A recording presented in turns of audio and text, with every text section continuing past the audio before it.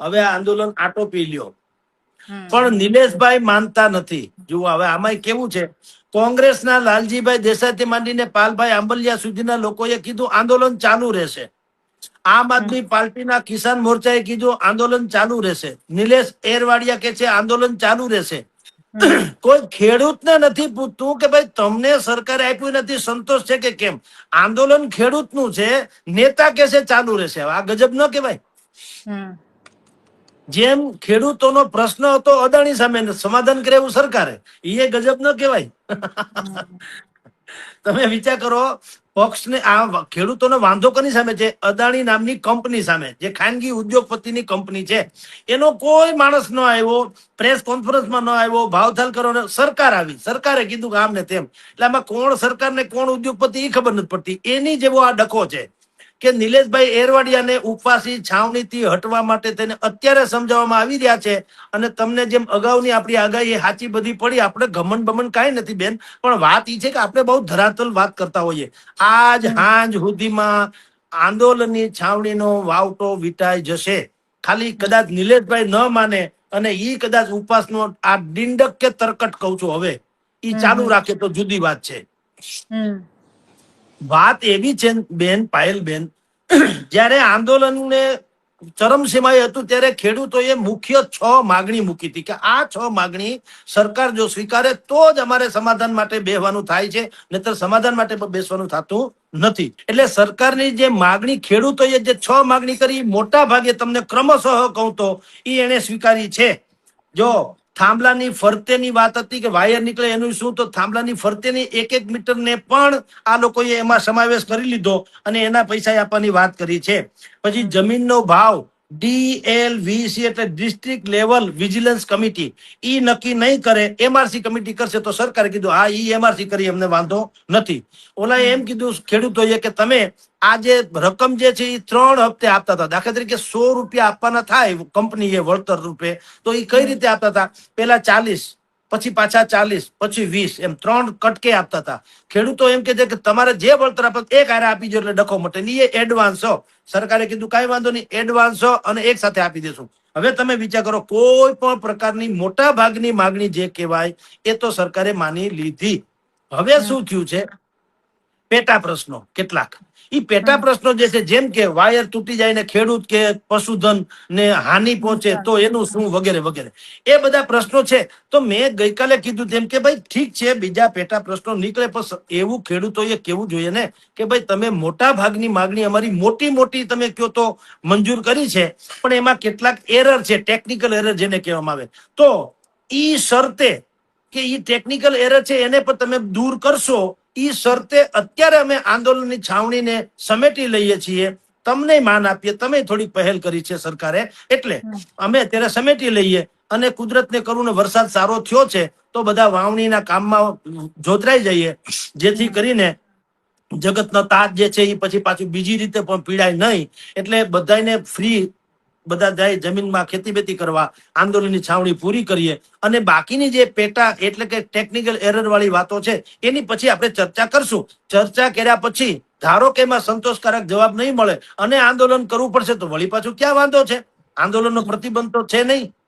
તો આવું જો બેન કર્યું હોત પાયલબેન, તો ગરિમા જળવાઈ રહી હોત. હવે આમાં શું થાય છે? હવે આમ આદમી પાર્ટી, કોંગ્રેસ અને નિલેશભાઈ અરેવાડિયા, રાકેશભાઈ જે છે ઈ, મનોજભાઈ પનારા, નેહુલભાઈ અમૃતિયા, ઈ બધા જે આંદોલનની જે ઉપવાસને નામે ઉતર્યા છે, ઈ લોકો ટસના મસ ન થતા, નહીં આંદોલન ચાલુ રહેશે. એટલે ભાઈ હવે તમે સમજો, પછી થોડું ઘણું ઈધર ઉધર હોય તો થોડુંક બ્રેક તો રાખો, કમસે કમ ઇન્ટરવેલ તો પાડો. એન્ડ નહીં પણ ઇન્ટરવેલ પણ એ નથી પાડતા. અને ઈ વિવાદ હજી ઉભો તો ત્યાં આજે બીજો ઘટસ્ફોટ થયો કરોડો રૂપિયાના કૌભાંડના આક્ષેપનો, જેની હું તમારા સહિતની ચેનલમાં ભૂતકાળમાં બોલી ગયો છું કે જેતપુરમાં હું સ્વયં રૂબરૂ ગયો તો છાવણીમાં, અને મેં ત્યાં પણ કીધું તું જાહેરમાં, અહીંયા કહું છું એમને, ત્યાં જઈને કીધેલું કે જો તમને કોઈ એમ કહેતું હોય કે આ આંદોલન સ્વયંભૂ છે તો સોરી, આમ બોલેલો. સ્વયંભૂ બયંભૂ કાંઈ નથી, બેકગ્રાઉન્ડમાં બધાય છે, પાછળથી ટેકો આપનારા છે, મંચ ઉપર નથી આવતા એ જુદી વાત છે. પણ ઈ છે. અને છતાંય મેં કીધું કે વાંધો નહીં. હું કામ? ખેડૂતોની માગણી 1000% સાચી હતી. તો માગણી સાચી છે, બીજું બધું છોડો. હવે શું થયું તમે જુઓ. હકાબાદ લોક સાહિત્યકાર ને હાસ્યકાર છે એનો અને નિલેશ એરવાડિયાનો આખું ઓડિયો ક્લિપ બહાર આવી. એમાં નિલેશ એરવાડિયા એમ કે છે કે સરકાર સાથે આંદોલનના નામે જો સમાધાન કરવું હોય તો 25 કરોડ રૂપિયાની માગણી કરવાની થાય છે. 25 કરોડ. એમાં પણ 2 કરોડ એડવાન્સ સરકાર સાથે ખાલી બેસાડવાના. હકાભાઈને એમ કીધું કે હકાભાઈ તમે અમને ખાલી સરકાર સાથે બેસાડી દો, એટલે એક ફોટો પડે એના જવું, પછી ભલે એમાં સમાધાન થાય કે ન થાય, બેસાડવાના 2 કરોડ અને પછી સમાધાનના 22-25 કરોડ વધે એ પછી દેવાના. અને એ 2 કરોડમાંથી હકાભાઈને કીધું કે 1 કરોડ તમારા, 1 કરોડ મારા, એટલે કે નિલેશભાઈ એરવાડિયાના. હવે તમે વિચાર કરો બેન, આને તમે કઈ રીતે નિષ્પક્ષ, નિર્દોષ, પવિત્ર અને સ્વયંભૂ આંદોલન કહી શકાય? મને કયો. આ તો જેતપર ને મોરબીના લાખો કિસાનોની સાથેની ખુલ્લી ગદ્દારી કહેવાય. જો આ બધી જ વાત તથ્ય સનાતન સત્ય નીકળે તો વાત છે. અને તમારી જાણ કરતા અત્યાર સુધીમાં આ ઓડિયો ક્લિપની FSL કરવાની નિલેશ એરવાડિયાએ પણ જાહેરાત કરી નથી કે આમાં અવાજ મારો નથી, આ ઓડિયો ક્લિપ ખોટી છે, આનું વૈજ્ઞાનિક પરીક્ષણ કરાવડાવો. હકાભાઈએ કીધું કે જો આ ક્લિપ ખોટી નીકળે તો હું આ પૃથ્વીમાં નહીં રહું. એને તો ન્યા સુધીની વાત કરી. પણ અને જો સાચી નીકળે તો તમારે સરકારને કીધું તમારે કે જે કોઈને નિલેશભાઈને જે સજા આપવી આપજો, લ્યો. આટલી તો હકાભાઈએ વાત કરી. હવે નિલેશભાઈએ પોલીસ રક્ષણ માંગ્યું અને હકાભાઈનું ઘર હળવદમાં વૃંદાવન સોસાયટીમાં છે, ત્યાં પણ પોલીસ ગોઠવાઈ ગઈ. તમે જુઓ આખું આંદોલન. મેં જે શરૂઆતમાં બેન તમારી ચેનલમાં કીધેલું કે તમે લખી રાખજો, સરકાર SOP ઘડી રહી છે, SOP બહાર આવશે એટલે આંદોલનમાં તડા પડવાના, એવું મેં કીધું તું. જો અત્યારે પડ્યા. અને હવે વાયર ને થાંભલા ને ખેડૂત ને અસરગ્રસ્ત ને પૈસા ને વળતર ને એ બધું એક કોર. હવે હકાબા હાચા કે નિલેશભાઈ હાચા, કોણ કોને શું કર્યું, હવે એનો ડખે ચડી ગયું. અને અત્યારે જે વાવડ મને મળી રહ્યા છે કે ખેડૂતો હવે બુદ્ધિપૂર્વક ભાઈને કે છે, નિલેશ એરવાડિયાને, કે ભાઈ સાહેબ હવે આ છાવણી બંધ કરો, હવે વધારે પડતું છે. અને મને ત્યાં સુધીના વાવડ છે કે ન કરે નારાયણ ને જો નિલેશ એરવાડિયા નહીં માને તો સરકાર એને, એટલે પોલીસ તંત્ર એને ઉઠાવી લેશે. શું કામ? હવે જે કઈ વાત થઈ રહી છે એ કાયદેસર ભડકાવવાની વાત છે કિસાનોને. ખેડૂતો તો કઈ કહેતા નથી. ખેડૂતો જે ભૂતકાળમાં જેના ખેતરમાંથી વાયર ને થાંભલા નીકળે છે એ લોકો તો ગઈકાલ પ્રમદિવસની પ્રેસ કોન્ફરન્સમાં જે જાહેરાત સરકારે કરી એનાથી મોટા ભાગે 60-70%, 70-80% કહું છું સંતુષ્ટ છે. 20% જેવું થોડીક ટેકનિકલ એરર છે. પણ હવે એ તો મેં સમાધાન કોને કહેવાય? તમે જો બેન, નિલેશ એરવાડિયાને મેં ત્યારે પણ કીધું તું જયારે મંચ ઉપર ગયો ત્યારે આજે કહું છું કે તમે જો સમાધાનનો હિસ્સો નથી તો તમે સ્વયં એક સમસ્યા છો. તો ભાઈ સરકારે આટલું કર્યું છે, તમે હાલ તુરંત છાવણી તો કમસે કમ બંધ કરો. એટલે સરકાર વિરોધી મત પેદા કરવાની તમારી મનસા જો હોય તો જુદી વાત છે. બાકી જયારે આંદોલનનો ઇસ્યુ છે, ઇસ્યુમાં તો 70% તો મલમ કર્યો ને સરકારે. હાવ તો કઈ નાખી દે જેવી વાત તો છે નહીં. સરકારે શું કીધું બેન તમે જુઓ, સરકારે એમ કીધું કે તમે કયો છો એ પ્રમાણે હવે રાઈટ ઓફ વે, એટલે જ્યાં વાયર નીકળે છે એની પણ હવે વળતરમાં ગણતરી કરવામાં આવશે. ખાલી થાંભલાની નહીં, વાયર નીકળે ને એમાંય જમીન જે એની નીચેની જમીન છે એની પણ ગણતરી કરવામાં આવશે. પછી માર્કેટ રેટ કમિટી એટલે MRC એ નક્કી કરવામાં, એ લોકો ભાવ નક્કી કરશે.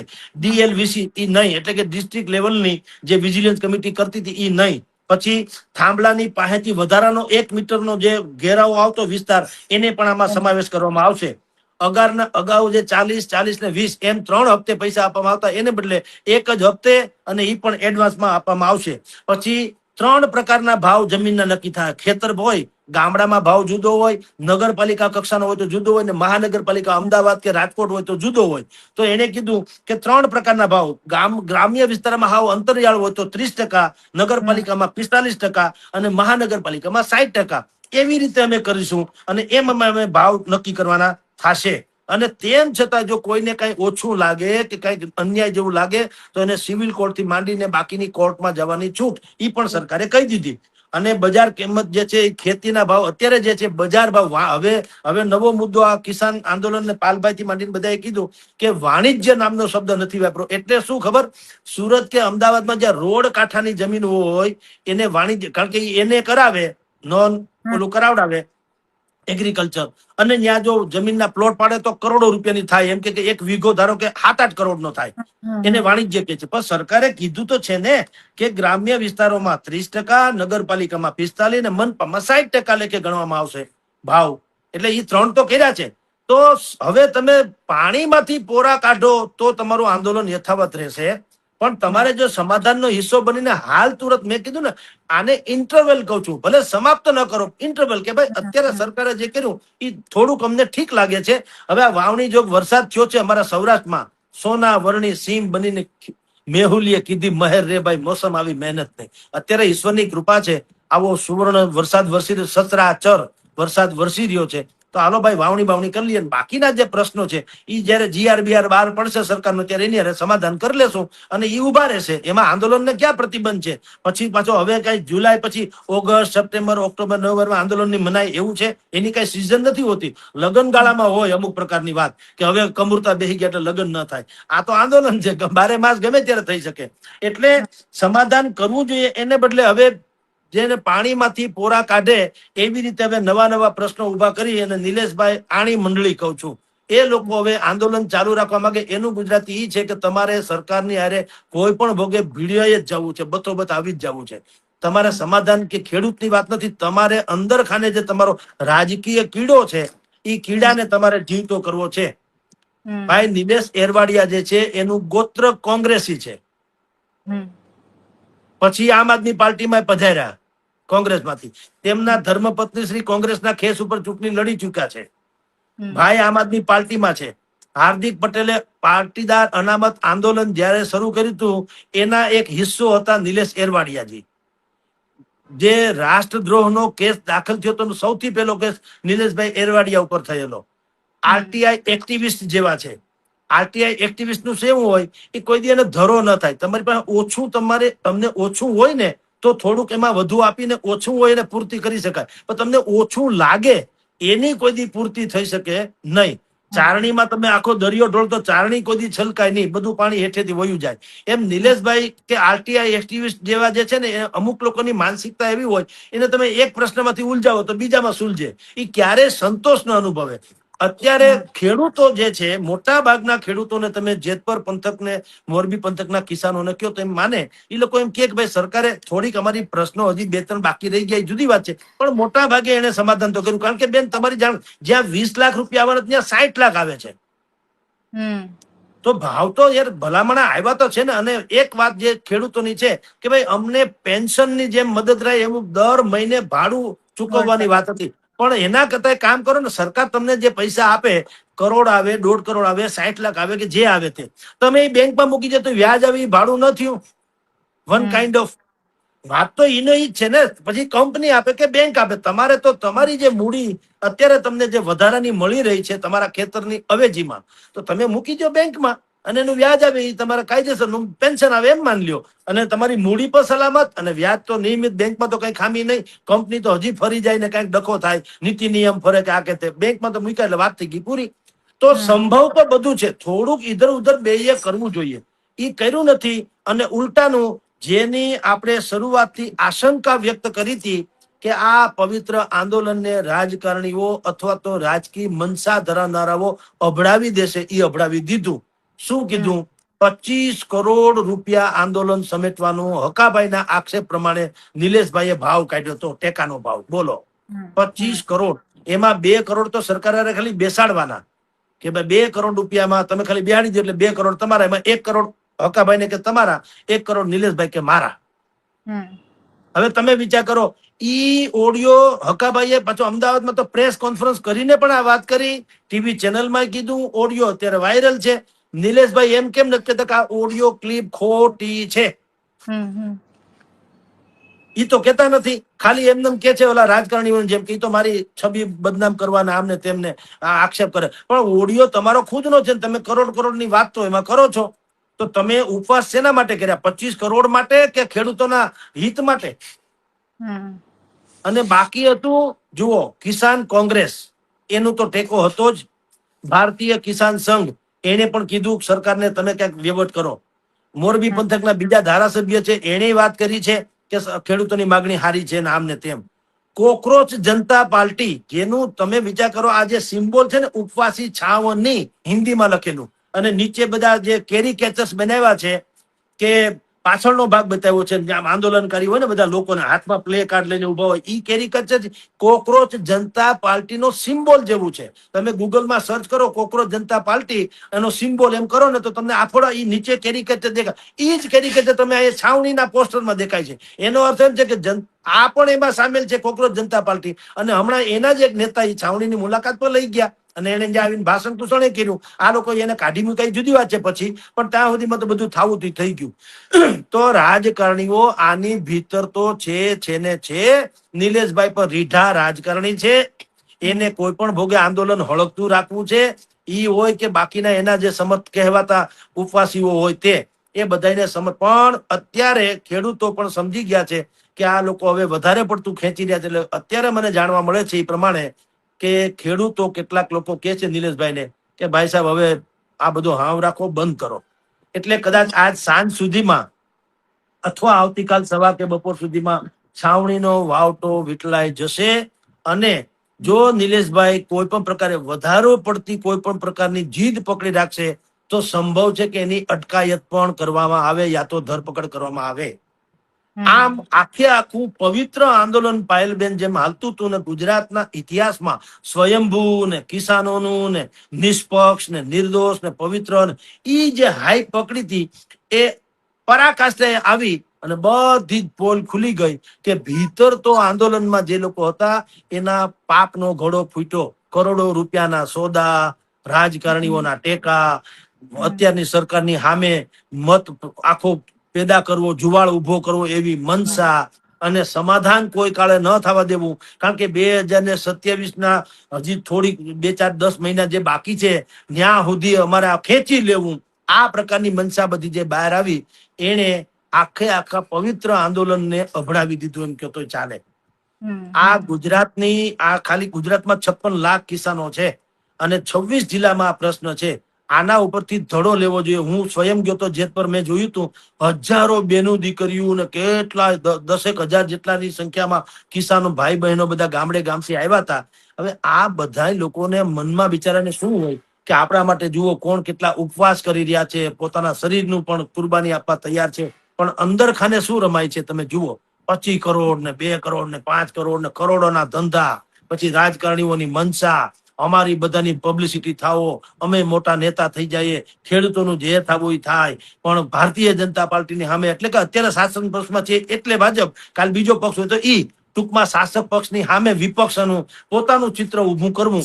આ આખી મનસા જે છે હવે જગ જાહેર થઈ ગઈ કે નહીં, આપણે કઈ નથી કીધું ને, એની જાણે થઈને હકાભાઈએ જાહેર કર્યું ને બધું કે આ બધું થયું, પૈસાનો આવો ખેલ, તમે કલ્પના તો કરો. એટલે તમને કહું છું કે હવે જેટલી જનતા આંદોલન જેને પણ કરવું હોય, સરકારે જો કે આ બાબતને લાગે વળગે ત્યાં સુધી તો મોટા ભાગની નિર્ણય તો કરી લીધો છે, પણ ભવિષ્યમાં કોઈ બી રોજગાર લક્ષી વાત હોય, મોંઘવારી લક્ષી વાત હોય, બીજી કોઈ હેલ્થ, આરોગ્ય, શિક્ષણ કે કોઈ પણ સમસ્યા, જાગતિક સમસ્યા હોય, મને તેમ લાગે રાજકારણીઓની છાળ પકડવાનું જનતા બંધ કરી દે અને જનતા સ્વયં જનતા જયારે આંદોલનકારી બની જશે ત્યારે દુનિયાની કોઈ પણ સલ્તનત એને અન્યાય કરી શકશે નહીં. અન્યથા આવી થશે જેતપર જેવું, અભડાઈ જશે અને બધું સત્યાનાશ થઈ જશે. જી બેન.